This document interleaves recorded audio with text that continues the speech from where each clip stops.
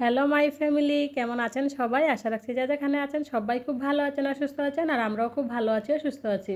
তো এই দাঁড়ান কেউ যাবেন না, ভিডিওটা দেখে যাবেন। ভিডিওর মজাই হচ্ছে কিন্তু লাস্টে, বলে না যে ডাইলের মজা হচ্ছে নিচেতে, ভিডিওর মজা হচ্ছে লাস্টে।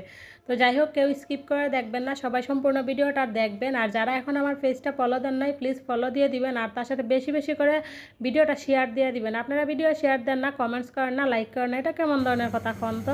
আপনারা যদি একটু কমেন্টস করেন আমিও তো জানতে পারি যে কারা কারা আমার ভিডিওটা দেখতেছে।